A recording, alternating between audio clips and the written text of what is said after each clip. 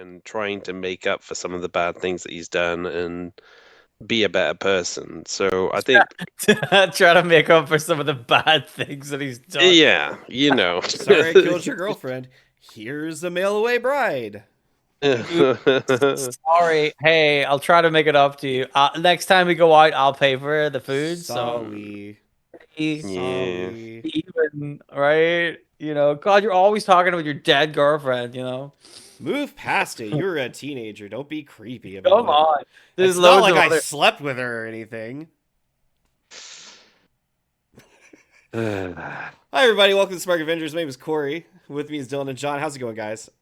Hello. Yeah, not too bad, not too bad. That was a great way to open the show, I think. That Um, worked pretty well. yeah. So as you can tell, we're a little conflicted about the idea of Norman Osborn being a redeemed villain, but today we're going to talk about some villains in general because we're going to do another look at a DC character's rogue gallery because I'm kind of the lone DC guy here, and Dylan and Jon aren't as familiar with some of DC's very colorful catalog of characters. So I'm going to ask you a very silly question, obviously, but how familiar are you guys with Batman villains? Well, we talked about Batman villains. We I'd say did. I'm pretty familiar with them, to be honest. We did rank them in a previous episode. Yeah. Actually, we spent like 3 episodes, 4 episodes? No, 3 episodes ranking them. But that being said, how familiar are you specifically with Golden Age Batman villains? Not as familiar. I guess we'll find out. Mm. Yeah. So, for our listeners out here, very traditionally, the world of comic books are broken up into a series of ages. They're usually agreed upon as the Golden Age, the Silver Age, the Bronze Age, and the Modern Age. Some people like to throw in the Dark Age between Bronze and present day, but I think those are people who just didn't like the 90s. But anyway, the Golden Age is usually considered the period where comics first started being published in the 1930s until about 1956, when the Comics Code Authority came in and started putting a lot of harsh restrictions on the content that was in comics. Batman was one of the very first superhero characters out there, so Batman had a lot of time to develop a bit of a rogues gallery. Some of them are going to be familiar to you guys, some of them will not be, and for the sake of illustration, I have once again created a PowerPoint presentation. Hooray. But yes, this is our Golden Age world of Batman villains. So I figured if you're going to start anywhere, you start at the top, which is going to be the Joker. Is this So guy? the Joker debuted in Batman #1 in April of 1940. So he's been doing this for quite a long time.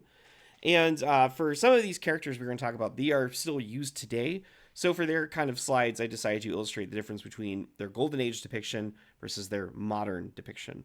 So the original Golden Age Joker was more focused on notoriety and theatricality and greed as opposed to just chaos and violence. That being said, he still did murder people like the Joker did, but he used more gimmicks in his kills and more like just over the top bombastic theatrics as opposed to just visceral violence. Like modern day Joker will gut somebody with a knife or shoot him in the head, whereas Golden Age Joker would likely attach them to a giant jack in the box. Or there would be a cuckoo clock that was like triggered with poison gas once it hit like 12 o'clock or something like that. Logical, normal ways to kill people. Absolutely. Mm-hmm. Yeah. So as you can see, Joker was more sane and rational despite still being a mad criminal mastermind. He wasn't a nihilistic, chaotic gremlin like the modern day Joker is. He did Gremlin. sort of had a yeah he had a way of doing things. He had a format. He did a lot of heists that went around jokes essentially. And he was also way more willing to be a team player and would team up with other villains, as opposed to the modern day Joker, who is more of a solo guy against Batman because it will interfere with his weird relationship that he has built up in his mind with Bruce Wayne. Of the Thought? fact that that original Joker as well was basically just a rip-off of a guy called Conrad Veidt, I believe his name is, Mhm. in a silent movie called The Man Who Laughs. Like, the look of the face and everything is just taken straight from that. I What would. what did you give the man who laughs on Oh, Letterbox? I'd have to look it up. but I think I gave it a pretty positive review. I was gonna Okay. say, if you look at the Uh, signature on that panel, you'll see the master of plagiarism himself, Bob Kane. I gave it 3 stars out of 5. Pretty positive. Pretty positive, Yeah, middle of the road. yeah. 6 out of 10. All right, up next we've got Catwoman. So Catwoman also debuted in Batman #1 of April 1940. She was originally just known as the Cat, and she did not wear a mask. So she was just a sort of a beautiful woman in an evening gown who was just high society, sophisticated thief. But then she did start wearing a mask. Actually, there was a period of time where she was wearing a mask that was just like a giant cat head. So like anthropomorphic like jaguar head on like a woman's body for a short period of time before we got this purple and green ensemble that you're seeing here in the panel. But yeah, she was more of a high society, sophisticated thief in comparison to the modern day Catwoman, who's much more of an anti-heroine, who's a cat burglar. She was still a romantic interest for Batman, but it was much more simple and not nearly as dysfunctional or complex as modern day Batman and Catwoman's relationship is. Like they would do a Batman Catwoman marriage later on, but it was not the modern day Tom King where Catwoman left Bruce at the altar, essentially. And this is actually a great time to mention that the golden age of comics, even though it ended in 1956, the continuity that these characters existed in continued up until, I believe, 1986 in a series of books that were considered in the Earth 2 world. So you could still read like Silver Age Batman and Robin or Silver Age Catwoman, and they would be off having their own adventures. But if you're reading Earth 2 Catwoman, her and Bruce Wayne got married and they had a daughter that became the Huntress, who she was Helena Wayne, and Robin kind of took over as the main hero of Gotham City as Bruce and Catwoman retired.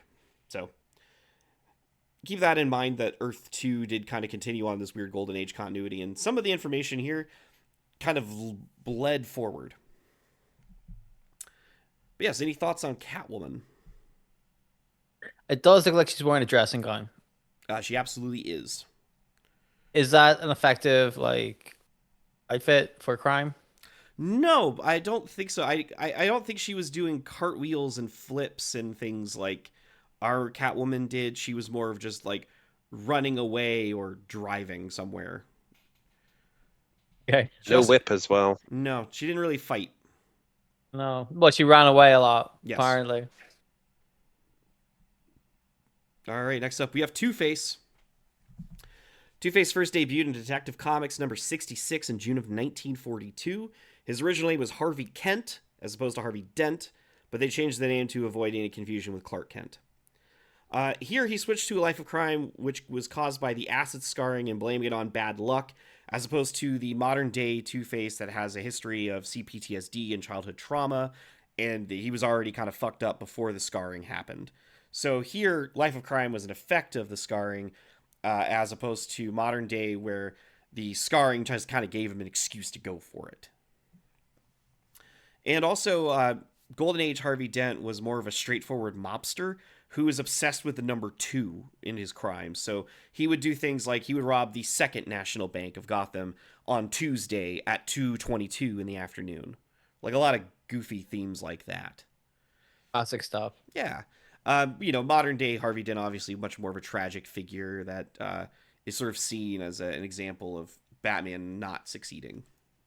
Mm-hmm.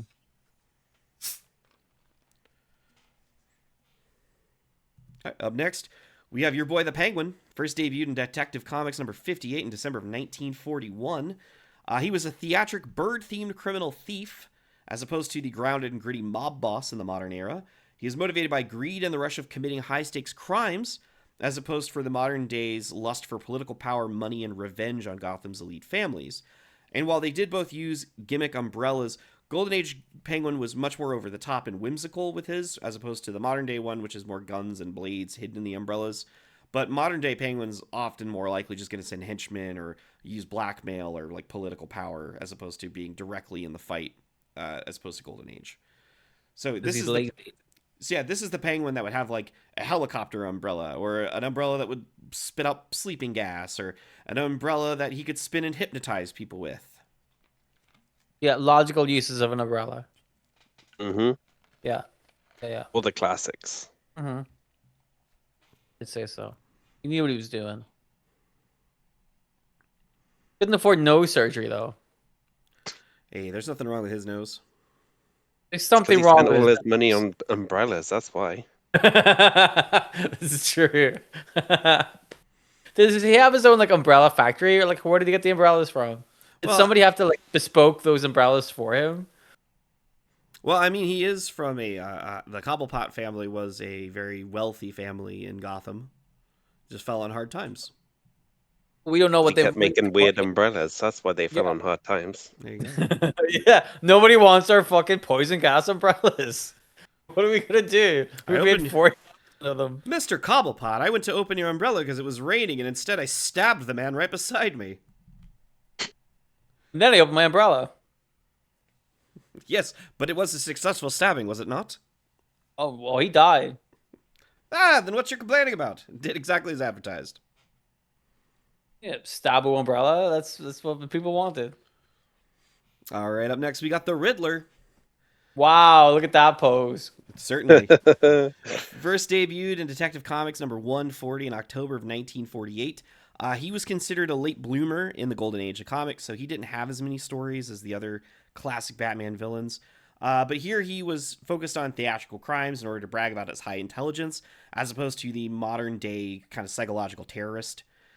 He was modern day Riddler was, believe it or not, is more physically intimidating than this version of Riddler ever was. Then that guy. Yeah, right. Yeah, that's right. His hands look weird. It does seem like he His might whole have body too many looks weird. fingers. Yeah, his whole upper body is not where it's supposed to be. He's very long legs. How thin is his waist? Yeah. Oh boy, he's cinched in. He's called the Riddler because everything about him is a fucking mystery. The Look at Riddler. that chin. Look at that. Like Yeah. his. Oh, there's like a fucking gash sticking out of his side of his head. My God. Anyway. Well, the Golden Age Riddler's death traps were very theatrical and over the top in comparison to modern day Riddler, who uses more of like a Saw gimmick, where it's intended to be way more lethal and way more scary. And Golden Age Riddler used to cheat at his own riddles and just enjoy manipulating people into thinking he was actually smarter than he was, as opposed to modern day Riddler, who leaves a lot of clues because he has this compulsive need to be validated for his intelligence.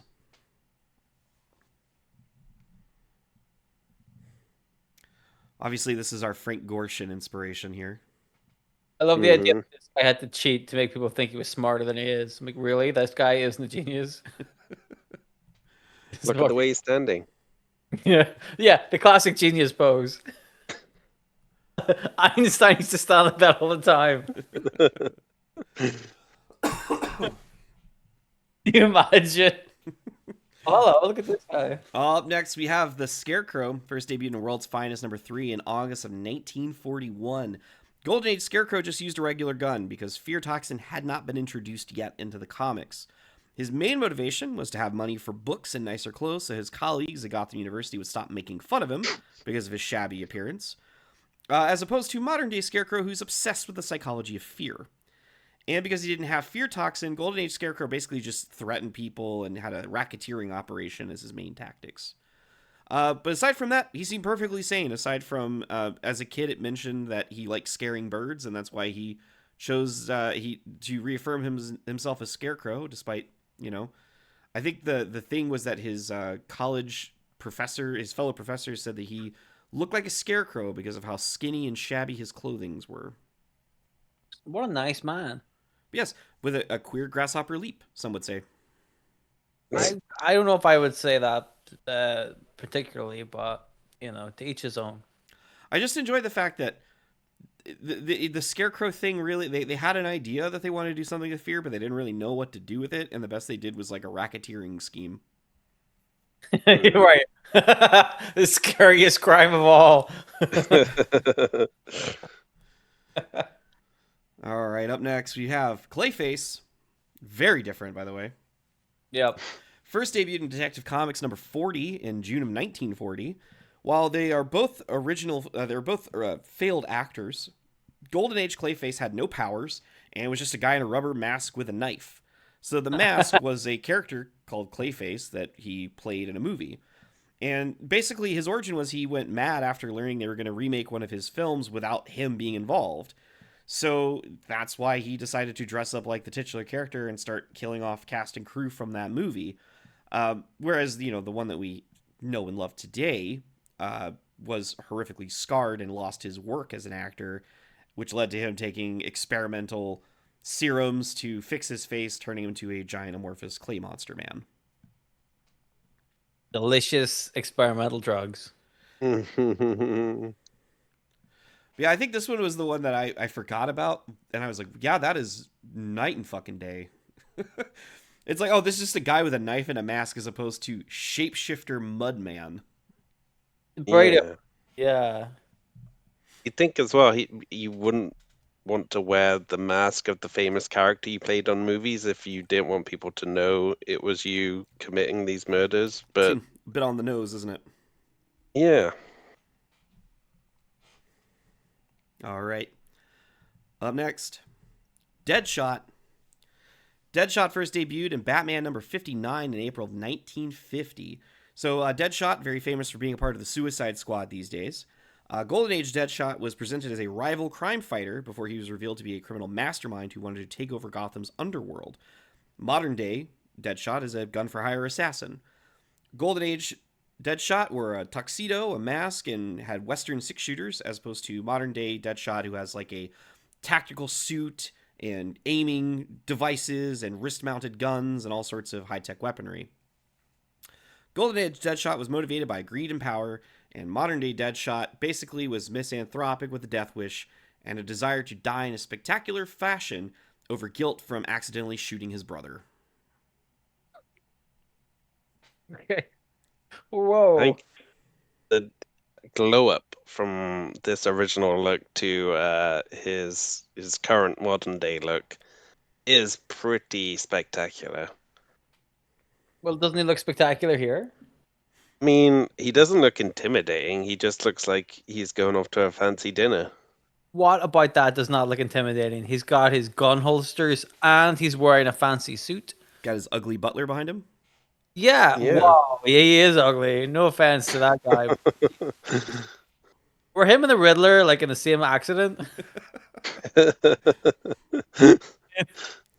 Oh boy.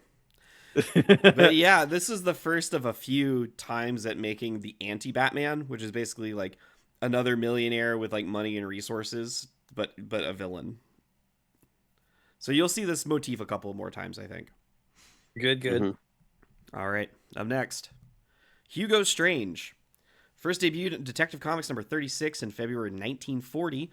The original Hugo Strange was your kind of run-of-the-mill mad scientist villain, as opposed to today's psychologist who is a dark reflection of Batman's intelligence.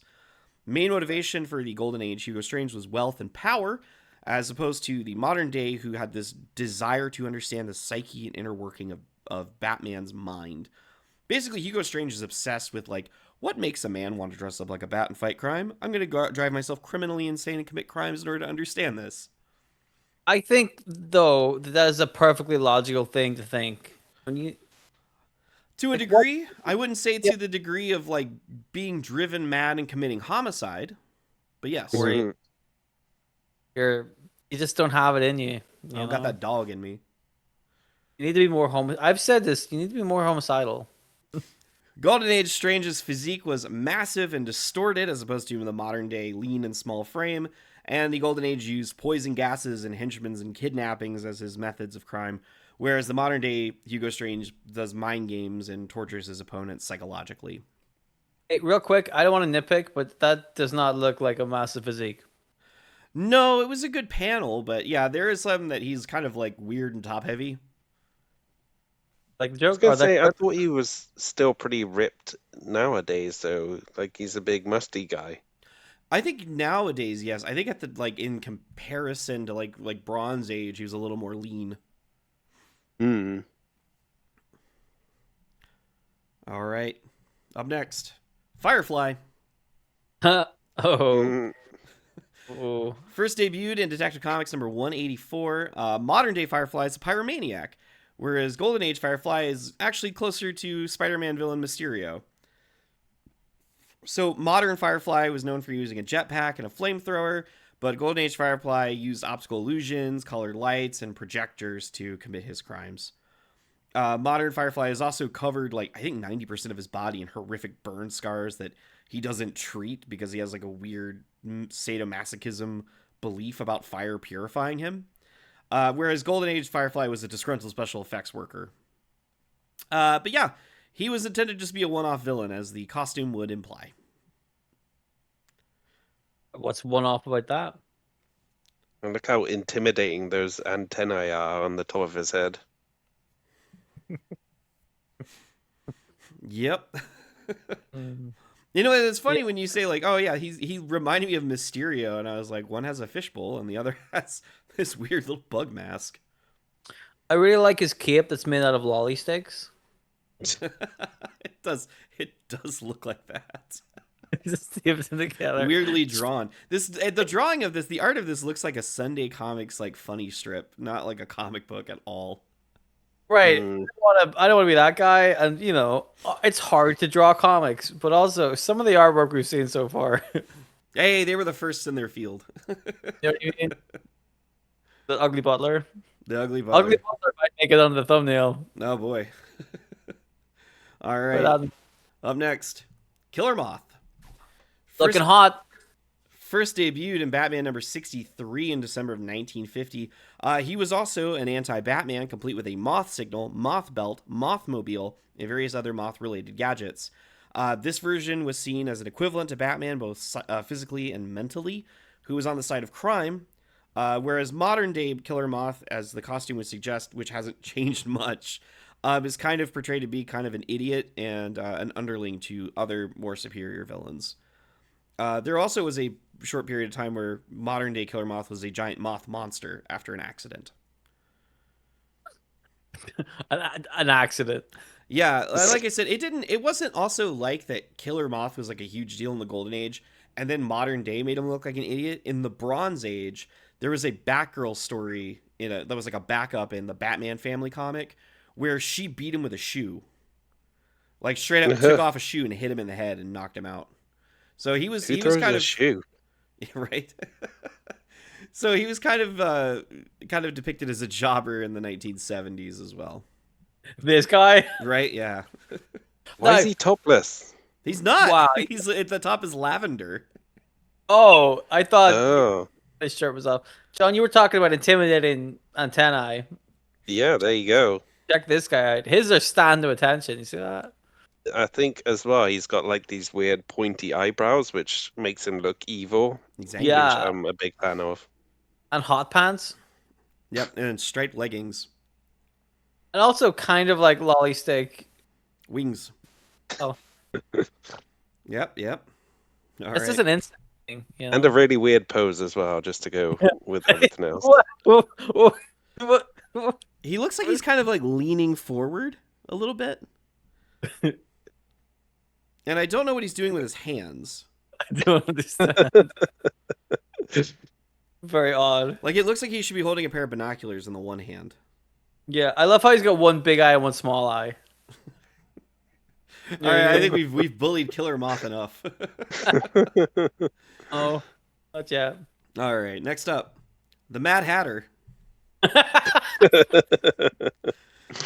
So first debuted in Batman number 49 in October of 1948. He was originally a gimmick criminal like the Penguin who used trick hats that hid weapons inside of them, as opposed to the modern version who uses mind control devices inside of hats. Modern day, Mad Hatter is obsessed with finding his Alice, which we have discussed at length.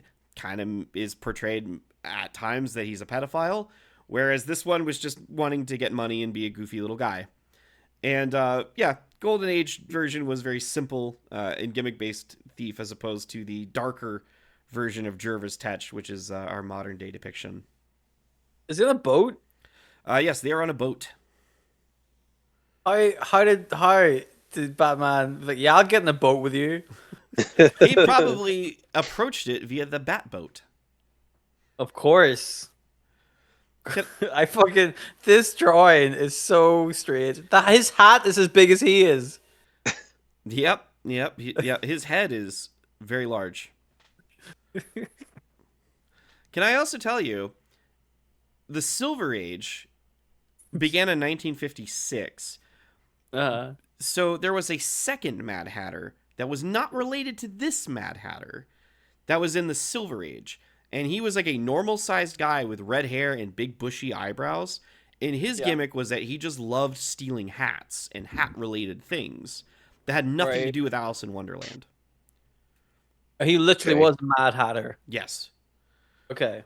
So that was he didn't make the list because he was on the cusp of that Silver Age thing, but I just thought it'd be funny to have two Mad Hatters in a row that were not related to one another. Yeah, I would but have did he? thought like a villain who goes around stealing hats is a bit below Batman's pay grade, to be honest. Wait. Silver Age. We'll get there when we do the Silver Age villains list.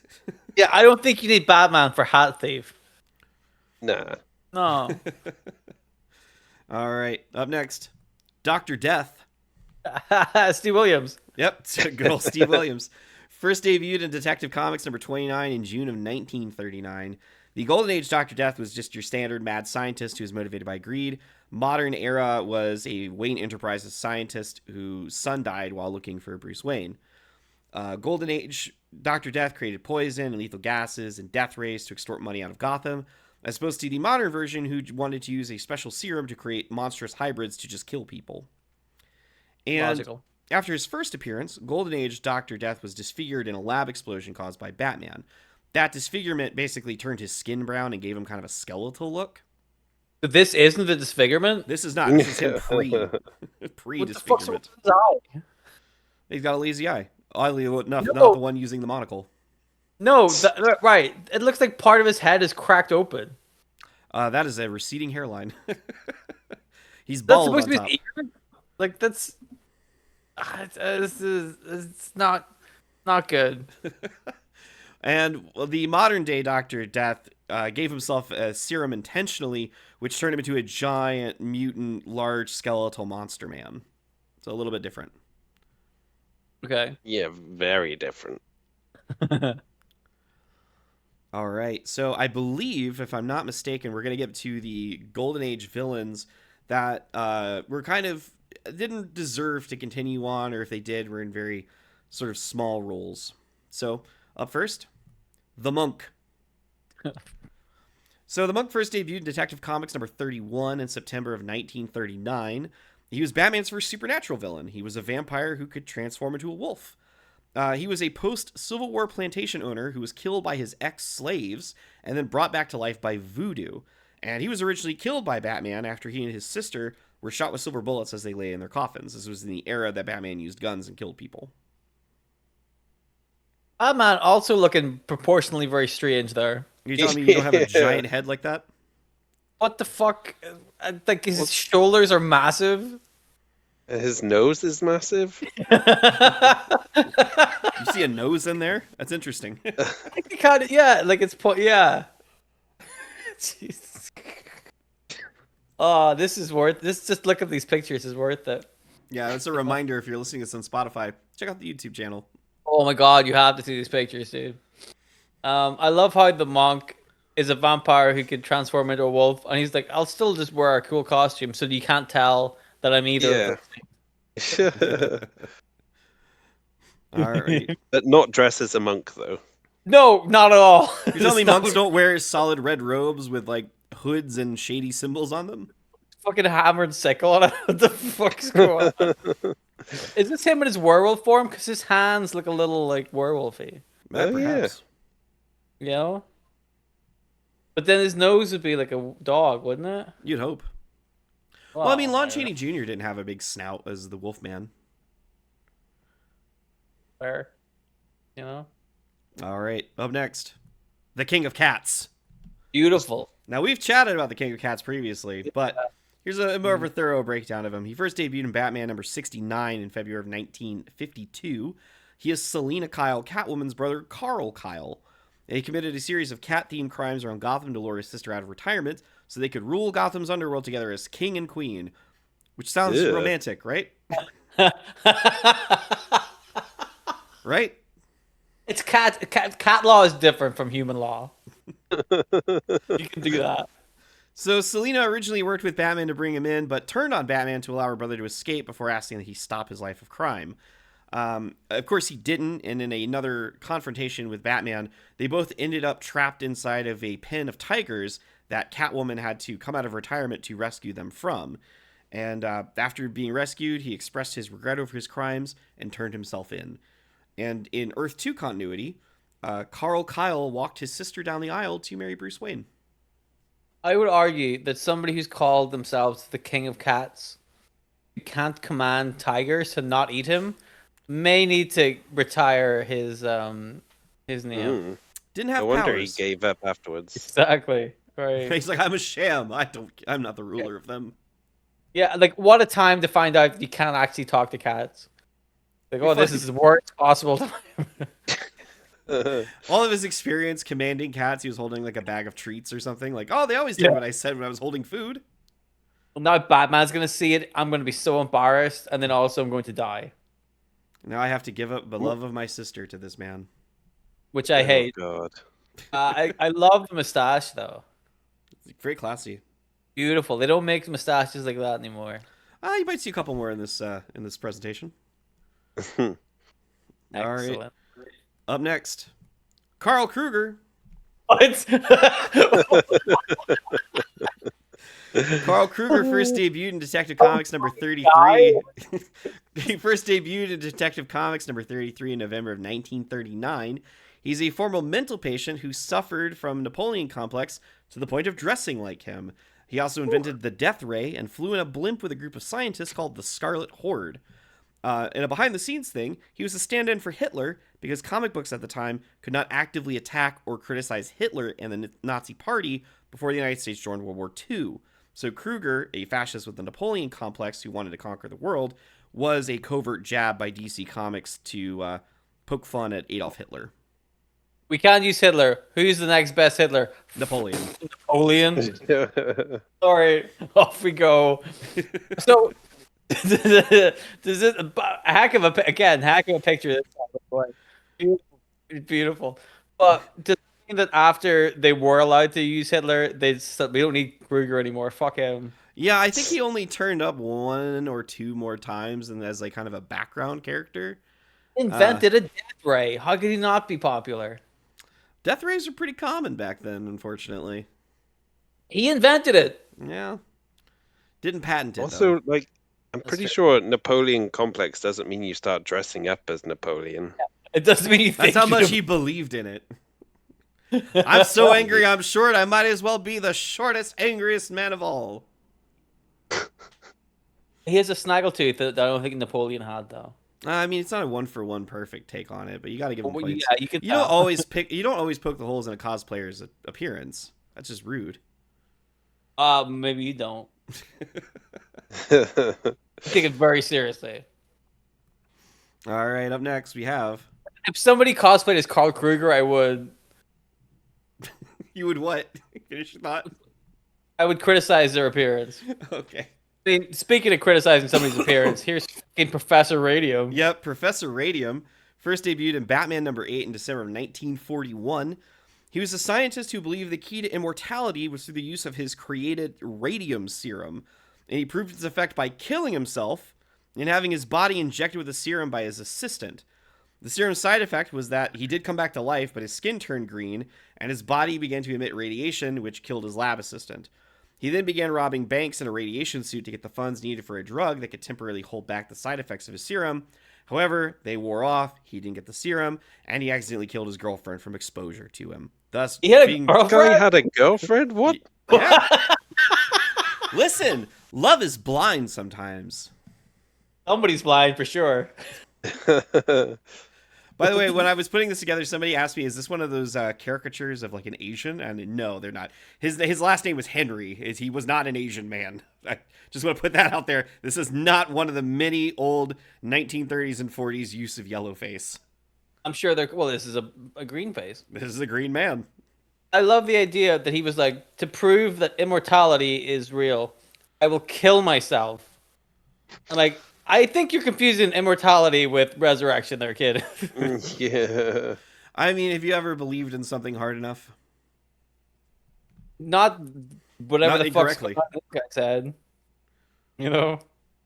He's Yeah, the you're right, source of Corey. his own problems as well. He gives himself this serum and then comes back and then he's like, "Oh no, now I need to rob banks so I can try and get the money to stop these side effects." It's like, well, dude, why did you just not kill yourself and get injected with this serum in the first place? Because he made it, he knows it's full of fucking radiation. Like, Yeah. that's part of the gimmick. He He just, did this. he just His believed in fucking name is himself. Professor Radium. All right. Up next, we have the Crime Doctor.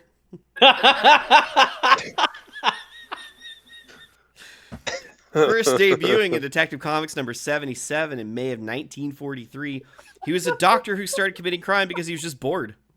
Just bored.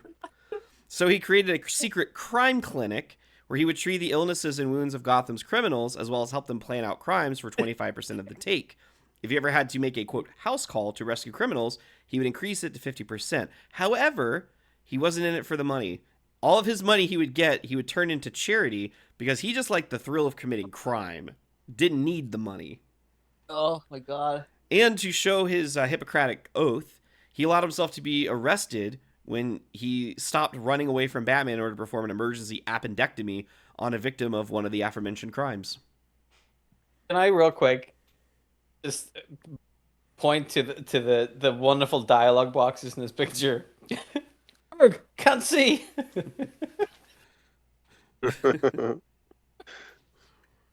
Oh, Crime Doctor might be the best one so far. I Sounds think like this is actually a pretty good gimmick. I love him. They should bring him back. They did, actually. So far, some of these haven't got any legs. You know, Well, you but- got to remember who spent a good period of time writing Batman, Grant Morrison. Some of these characters showed up again. the Crime Doctor. I believe so. I believe I found some modern panels of him wearing like star-shaped sunglasses. He never lets us down, does he? Well, he might let John down sometimes. But Yeah. Crime Doctor, is he gonna bring back Napoleon? What was his name? Carl Kruger. Carl Kruger. I don't know if Carl Kruger ever came back aside from just a few background images of him in a blimp. Yeah, I could see why. Honestly. All right, up next, El Papagayo. What? First debuting in Batman number 56 in December 1949, his name translates to the Parrot, who would kill people if they did not amuse his pet parrot Toto. So he is named the parrot, and he has a parrot. That has a name. So his name So is the- the Parrot, but his parrot has a name, Toto. Okay, so the parrot isn't the villain. No, the parrot isn't the villain. But the parrot is the villain. No, well, the parrot is an associate of the villain.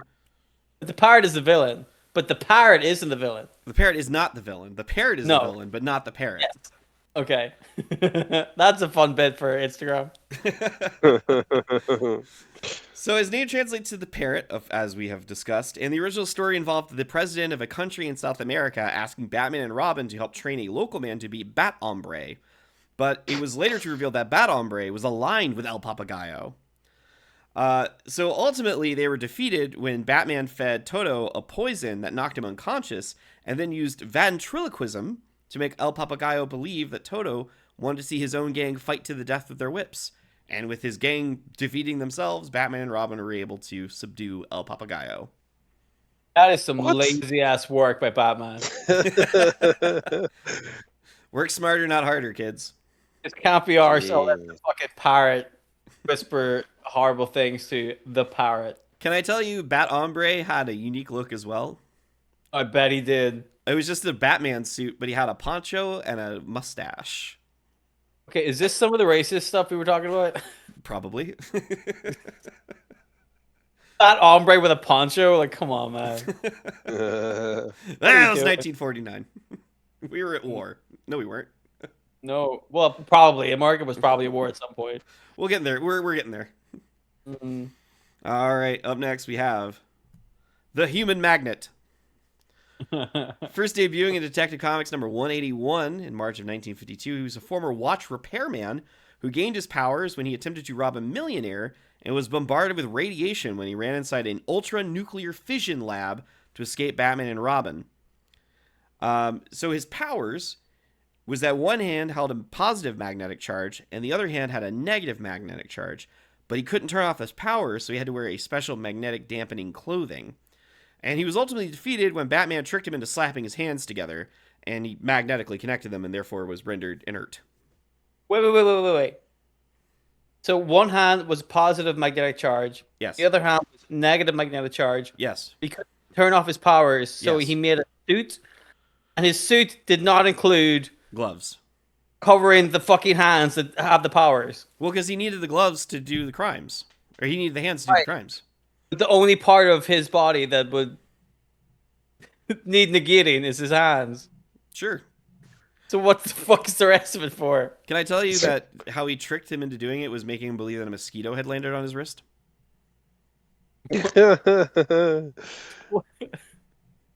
Okay, so he... Oh, okay. Sure. Is he an idiot? A little bit. I mean, yeah. Seems like it. Okay. All right, up next we have Gorilla Boss. First debuting in Batman number 75 of February 1953, George Dyke was a mob boss who was killed in the gas chamber at Gotham Penitentiary, and upon his orders, his gang retrieved his body, and a disgraced scientist put his brain into a gorilla's body. Those were his orders? That's what he said to do. When I die, boys, I need you to get a gorilla and put my brain in his body. Hey, boss, when you die, your brain dies. Like, that's how you die. It's your brain dying. Don't worry about it. We'll get a scientist. He'll figure it out. Yeah. A disgraced scientist, so he couldn't give a fuck. But can I tell you, I appreciate the logic in this. Because even though his brain was a human brain, he didn't have vocal cords in a gorilla body, so he couldn't talk. So he had to communicate to his men with pen and paper. So he could write. Weirdly enough, they wanted to keep that element of realism in this story. Well, kids are going to wonder, why is the gorilla talking suddenly? I love how big the gorilla's head is, because you're like, okay. A lot of room in that skull. Correct. If you put a human brain in there, it's going to be a lot of bouncing around. You have to, like, rattling around. Bubble wrap or something, stop it jumping around. Can I tell you, this is also now our second slideshow in a row that featured a character whose brain got put inside a gorilla's body at one point. Can I also say, Gorilla Boss, one of the shittiest names we've had so far. There must have been a real fear that was going to happen to us in the future, and that's why they kept putting it in comics. One day they're going to put our brains in gorilla bodies. Yeah, it's not robots. We went to gorillas. You're like, it's got to be gorillas. Take that, Darwinism. All right, up next. The Exterminator. First debuted in Detective Comics number 191 in January 1953, he was a carnival worker and a bounty hunter who helped criminals escape from prison and then would hunt them down to kill them to get the reward for their bounty. I think that's the best one. I mean, that's good business. That's so good. That's so smart. Well, if you like The Executioner, then I would like to introduce you to his not copywritten appearance friend, the Wrecker. Who first debuted in Detective Comics 197 in July 1953. No relation to the Exterminator, despite basically the same look. He hated Batman and had his gang disrupt any attempt at the public to honor Batman by smashing statues of him, destroying Batman toys, and he murdered the author of a book about Batman. But in reality... Isn't it? Like, making some toys and then murdering a dude. Yeah, right. Break some statues, break some toys, kill a man. The Wrecker went on the air and claimed that Batman had sent 3 of his brothers to the electric chair, but in reality, he was the author who faked his death to get insurance money. So that's all. Hey, that's good. That's good. But he's not good? The guy in the background, his posture, not great. You know what I mean? This guy? Yeah.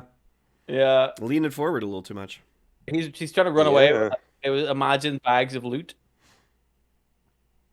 All right. Up next. Mirror Man.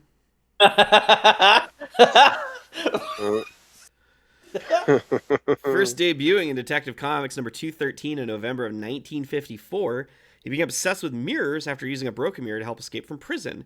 He then studied everything he could about mirrors and determined to use them as his motif in his future life of crime. This culminated in inventing an X-ray machine out of mirrors that successfully revealed that Batman was Bruce Wayne, but no one believed him. An X-ray machine out of mirrors. Yep. I am questioning the science of that. Do you mean he just put up a mirror and then waited for Batman to take his mask off? What a and looked beautiful at machine. Mirror. Wasn't there a Jesus task in Christ. Taskmaster once where they debated like what is a machine, and someone like edited the Wikipedia article to include a hat? Yes. I think it was the Bob Mortimer season actually. Potentially. I remember that bit being a thing. Mirror Man could have used a hat. I could have Yeah. protected himself Hide from his- sunburn as one bald man to another. I'll tell you, it's very important. He's What is looking pretty red there. Like sunken eyes. I'm more curious. He has way too many teeth as well. It looks like It's a real problem. he's got a lot. No, of some of issues. those teeth are mirrors. To, like, Oh, there you food. go. Yeah. Yeah. All right. Up next, we have the ugliest man in the world. First debuted in Batman number 3. Did he come up with that name himself? I don't know if they ever officially called him the ugliest man in the world, but I mean, that's how his character is known, as the ugliest man in the world. Is that man right there more or less ugly than that weird butler we saw earlier? He's got more lines, that's for sure. Yeah, but his face Yeah. or character to it. You know what I mean? There's a lot of jowls going on there. Yeah. About Charms 5 in of them? odd places. About 5 or 6 of them. Yeah. His chins are just not where they're supposed to be.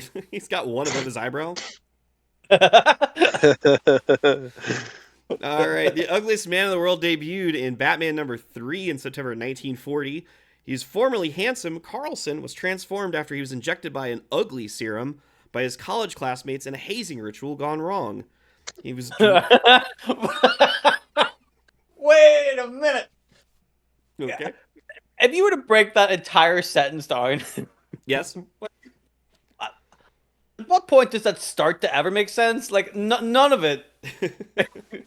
None of it makes any sense. An ugly serum that college roommates just happened to have. Yep. And the experiment that went bad. I assume this was the going bad bit. Yeah. So But also, what do you think was going to happen when they injected a guy with ugly serum? well, so here's the actual thing.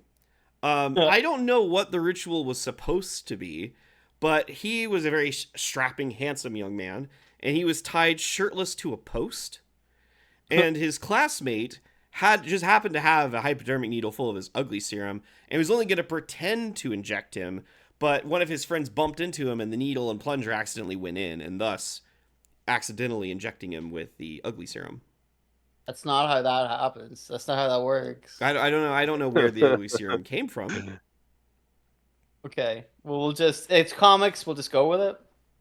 Well, he was driven mad after his fiancée and his friends rejected him due to his now ugly looks, so he kidnapped them and planned to inject them with ugly serum as revenge.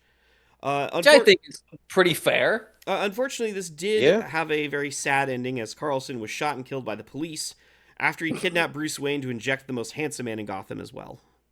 And thus the end of the ugly man. The ugliest man in the world. No, Batman didn't do anything. The police did. Good old-fashioned police brutality. Yeah. Solving crimes the only way they know how. When I see a problem, I shoot him. If I see an ugly guy in the street, shoot him. As you can see, going back to 1940, not a lot has changed in America's crime-fighting techniques. I love how in 1940 they're like, we gotta come up with some really big evil guy for Batman to fight. What's the most evil thing we can think of? It's some ugly guy. It's issue 3 as well of his own solo book.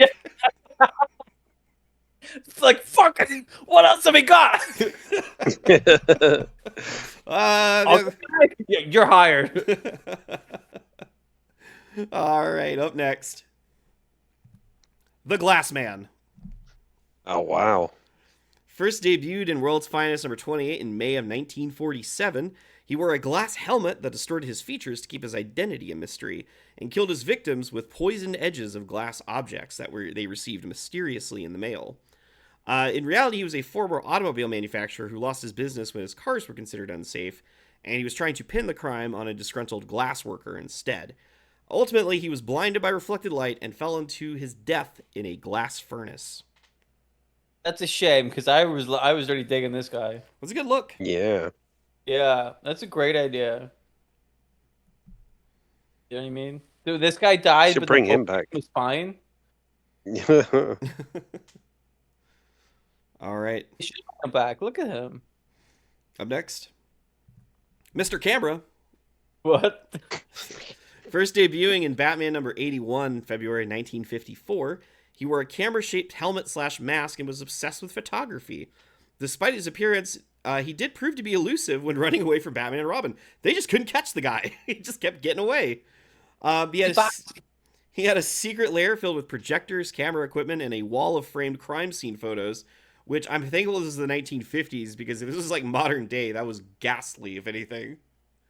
Oh, this is just my wall of crime over here of crime scene photos. Ultimately, though, he attempted to defeat Batman by blinding with a large, extra bright light bulb, but got punched in the face and was defeated. Wow. Did we do this guy already, or did we do something very similar to this? Because I feel like I've seen Are something you thinking like of Dr. Domino? Maybe, but there was some kind of like outside a bank. Oh, that was the Crimson Centipede. Oh, did he not? Was there not like a video camera there? No, he was just a guy who was covered in legs and arms. Oh, thank you for clarifying, and arms as well. Yes. Okay. Maybe I just invented that in my head. Maybe. All right, up next, the Trapper. First debuted in Detective Comics number 206 in April 1954. He was an animal hunter/trapper who was obsessed with catching his prey by any means necessary, and turned to crime after he was imprisoned for hunting exotic species, and saw Batman and Robin as the ultimate prey. Not a lot to this guy. He just looked like Davy Crockett and had very large comical like bear traps and stuff as his main weapons. Craven the Hunter, he was not. I love how it says he turned to crime after he was in prison for hunting exotic species. So he turned to crime after committing crime? Yes. Yeah. Very interesting logic there. I already committed one crime. I might as well commit the rest of them. I better keep going. Is a completionist. My family's already disappointed in me. And I believe our final one, the most infamous, the Penny Plunderer. So first debuting in World's Finest number 30 in September 1947, the Penny Plunderer was driven mad by pennies after they kept turning up in his life. Like, when he was a young boy, he was working as a newspaper boy, and he was only ever getting tipped in pennies. And when he tried to rob his first ever bank, the only thing they had in the till were pennies. They just kept coming after him over and over again. So he devised a plan. He was going to kill Batman by crushing him with a giant penny. However, he was thwarted when he needed a nickel for a payphone to call the rest of his gang to help him. And unfortunately, he only had pennies, and therefore Batman was able to beat the shit out of him. Ultimately, though, he was given the death sentence by Gotham's court system, and that was the end. That was the end of the Penny Plunderer. What the fuck? Yep, he got the electric chair. Jesus. Gotham used to not be so soft on crime back in the day. Well, they shot that other guy, remember? Yeah, they shot the ugliest man in the world. Gave this guy Gorilla Boss got the gas chamber before he put his brain in a gorilla's body. Before the gorilla shit. Exactly. They did not fuck around in Gotham back in the day. Like, yeah. Gotham politics are too soft. Yeah. Well, that's what's happened to Gotham. That's why clowns are running around unchecked. Nobody's shooting them. No. But if he was an ugly clown, fuck yeah.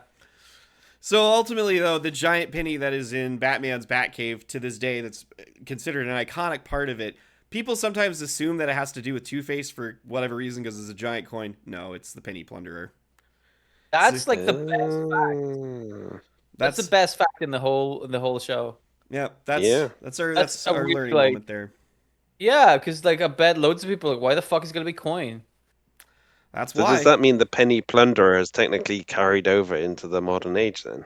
Yeah. Yeah. I mean, he does exist in modern continuity. Unfortunately, he doesn't like stick around very long. I mean, the Can guy's you obsessed with penny. I would actually, because they have stopped producing pennies in America earlier this year, I think that'd be the best time to do a penny plunderer story. Mm. he steals all the pennies? Yeah. Now he has a finite amount. He Yeah. doesn't. He can have them all potentially, which leads to I, many like pages and panels of him diving into fountains and like shopping malls and fishing out pennies. I love the idea of him like stealing all the pennies because there's a finite amount of pennies. He's the one stealing all the pennies, Yeah. and then everybody else around him is like, "Okay, All right. we don't want them. Nobody Nobody's likes using them. pennies. There you go." Yeah. He goes into a gas station that has one of those like take a penny, leave a penny. Don't mind if I do. I will take all the pennies, and like we don't care That's at fine. all. It's saving us a lot of hassle, honestly. One thing I do want to say is, if imagine somebody tried to kill you in the stupidest way possible, and you thought, "I'm gonna save that death mechanism as a souvenir." I'm gonna put it out next to the giant T-Rex and giant Joker playing card. I'm gonna look at it all the time and go, "I survived the giant penny." You almost got me that day, penny plunderer. Thank God for nickels. Whoa. Yeah, exactly. If it was a giant like quarter, I would have been in trouble. But thankfully, he's an idiot. All right, let's exit out of here. All right, so that was our walk through Golden Age Batman villains. There were other villains that I could have included that didn't quite make the cut. People that like for example, there was Tweedledee and Tweedledum. They technically were Golden Age villains, but they're not really important to today. So why would not really anything to say too much about them. Another one who almost made the cut was a character named Charlatan, who was this guy who also had half his face scarred, and Two-Face like brainwashed him into thinking he was Two-Face so that like he could like commit crimes and have this other guy take the fall for him. But then he started to think he was Two-Face too good, and like now he was competing for like the right to be Two-Face. So that that he didn't make the cut because I felt like that was really convoluted. But It yeah, was. so there is your history of some Golden Age Batman villains. Any surprises there? With Napoleon. Carl Yeah. Kruger.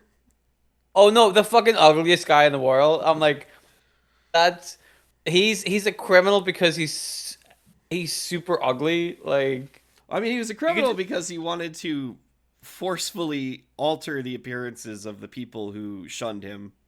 I mean, that is a crime, kidnapping people with the intent Right. to maim. they without his consent injected him with a serum that made him ugly. So I would say they are also criminals. Right? Yeah. They committed some sort of crime, and they if he hadn't intervened, they would have got away scot free. He had a duty, a moral duty, to They killed them all. intercept, to stop them from harming and making other people the ugliest people in the world. There you You go. know. So I think he's innocent, really, and did not deserve to be shot by the police or whatever the fuck. I mean, Bruce Wayne didn't do anything either in that situation. I don't think he was a student at Gotham University when that happened.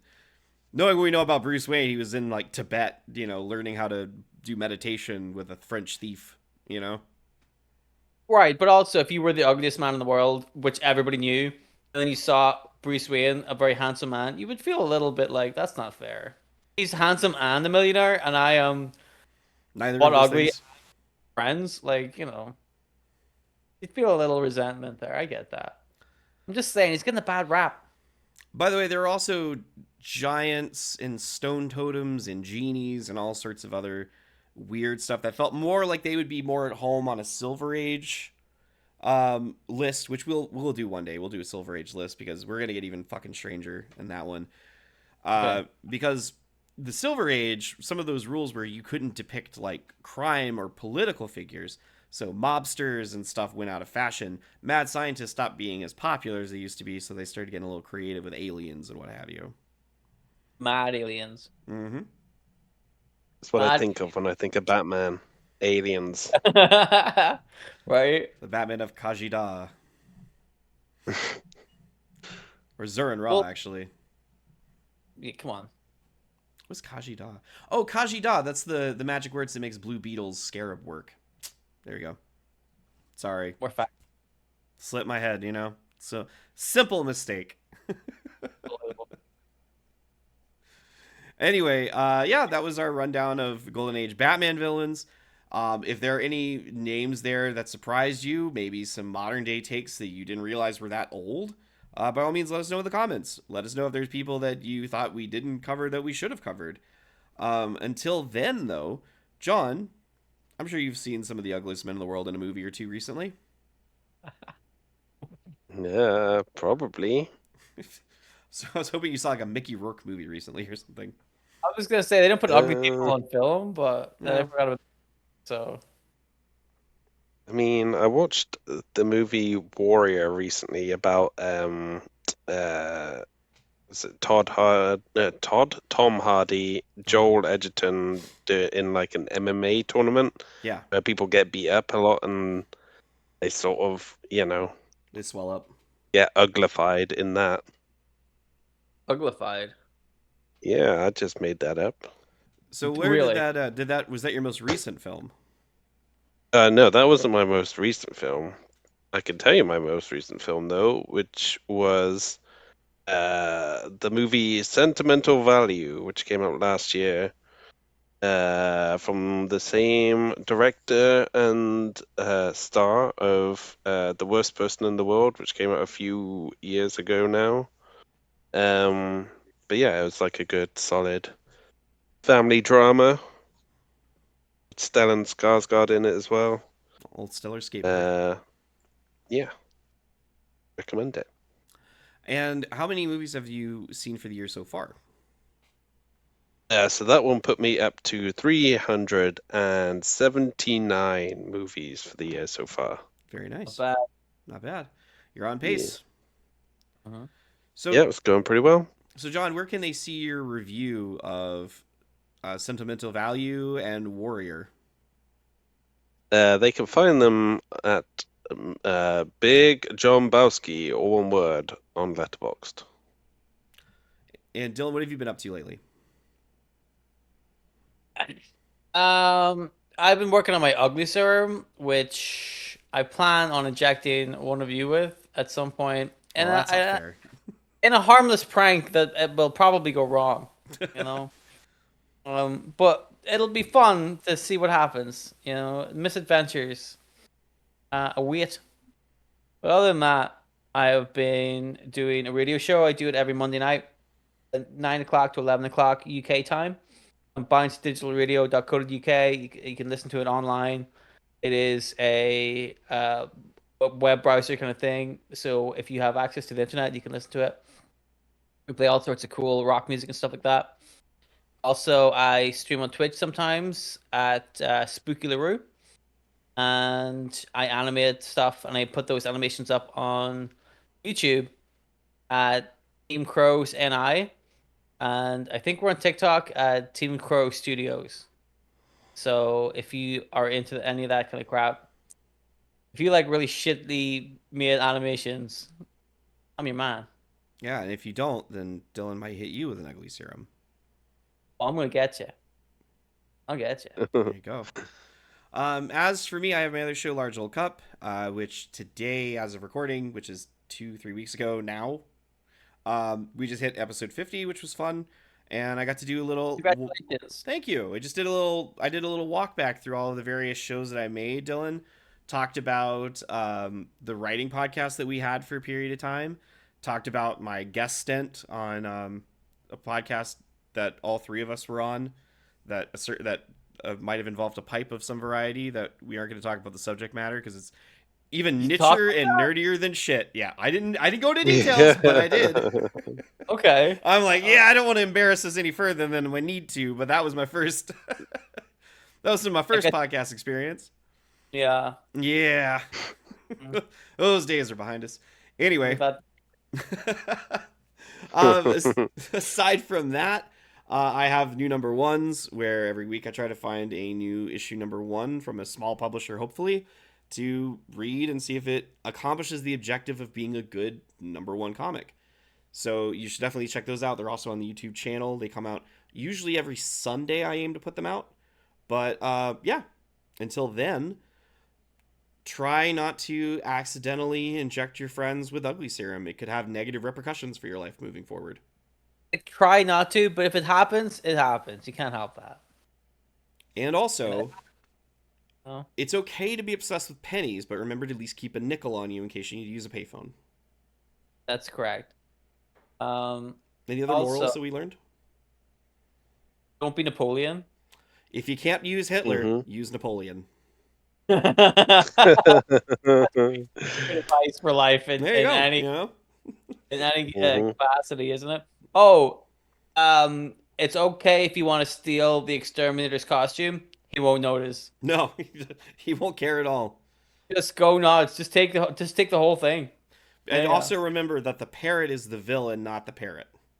But the pirate is also the villain. The parrot is the villain, but not technically the villain. Pirate is the villain. The pirate is not the villain. Yes. Yeah. All right. Goodbye, everybody. Bye. Bye bye. Good way to end it.